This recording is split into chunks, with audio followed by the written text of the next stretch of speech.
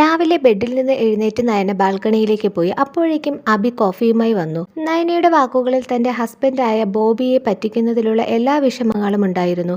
നയനയും അബിയും തമ്മിൽ ഒരു extra marital affair ആണുള്ളത്. അവളുടെ ഓഫീസിലെ തന്നെ സ്റ്റാഫാണ് അഫെയറായ അബിയും. റെഡിയായി തിരികെ വീട്ടിലേക്ക് പോകാൻ ഒരുങ്ങിയ നയന അബിക്ക് ഒരു ഗിഫ്റ്റ് കൊടുത്തു. വീട്ടിലെത്തിയ നയനയെ ബോബി വെയിറ്റ് ചെയ്തിരിക്കുകയായിരുന്നു. നയനയ്ക്ക് ഒരു മകൻ കൂടിയുണ്ട്. കോൺഫറൻസിന് പോയെന്ന് കള്ളം പറഞ്ഞാണ് നയന അബിയുടെ കൂടെ സ്പെൻഡ് ചെയ്തത്. എന്നാൽ കുറെ കഴിഞ്ഞ് നയനയ്ക്ക് ഒരു കോൾ വന്നു.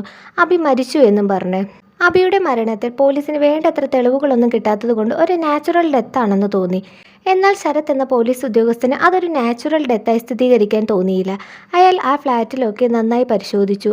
അവിടെ നയന കുടിച്ച ടീ കപ്പും യൂസ് ചെയ്ത ഹെയർ ബാൻഡും പിന്നെ ഡസ്റ്റ്ബിന്നിൽ ഗിഫ്റ്റ് ബോക്സിന്റെ കവറും പോലീസ് കണ്ടു.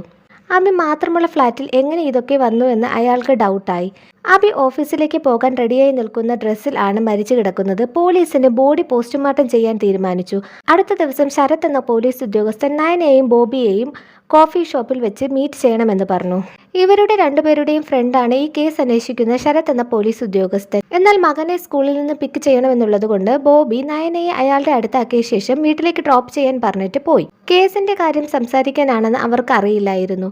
ബോബി പോയ ശേഷം ശരത് നയനയോട് ബോബി എങ്ങനെയാണ് നിന്നോടെന്ന് ചോദിച്ചു. നല്ല സ്നേഹമാണ് എന്ന് അവൾ മറുപടി പറഞ്ഞതും ശരത് പിന്നെ നീ എന്തിനു വേണ്ടിയാണ് അബിയുടെ കൂടെ പോയതെന്ന് ദേഷ്യപ്പെട്ട് ചോദിച്ചു. അന്ന് ശരത് റൂം സെർച്ച് ചെയ്തപ്പോൾ ബെഡിൽ നിന്ന് നയനയുടെ ID കാർഡ് കിട്ടിയിരുന്നു.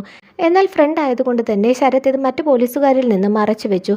അതൊരു സാധാരണ മരണമല്ലെന്നും മർഡർ ആണെന്നും ശരത് നയനയോട് പറഞ്ഞു. പോസ്റ്റ്മോർട്ടം റിപ്പോർട്ടിലും കാർഡിയാക് അറസ്റ്റാണ് കാണിക്കുന്നത്.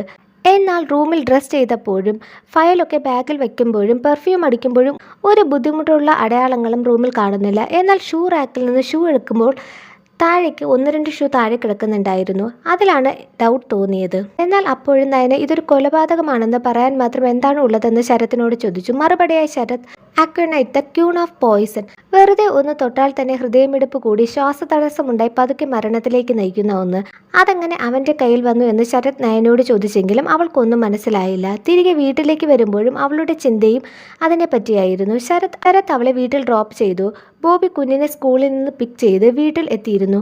ബോബിയെ കണ്ടതും നയന വിഷമം സഹിക്കാൻ വയ്യാതെ അവനെ ഹഗ് ചെയ്തു. ബോബി എന്ത് പറ്റിയെന്ന് ചോദിച്ചപ്പോൾ നയനയുടെ മനസ്സിൽ ശരത് പറഞ്ഞതായിരുന്നു ആരോ ഗിഫ്റ്റ് നൽകിയ പെർഫ്യൂം, അതിലെ പോയിസൺ.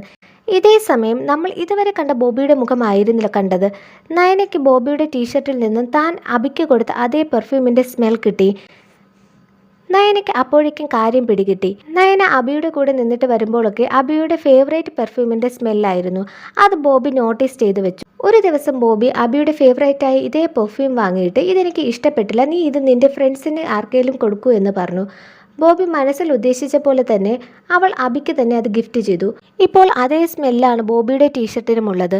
ബോബിയാണ് അബിയുടെ മരണത്തിന് പിന്നിലെന്ന് നയനയ്ക്ക് മനസ്സിലായി. ബോബിയുടെ ആ നോട്ടത്തിൽ തന്നെ എല്ലാം ഉണ്ടായിരുന്നു.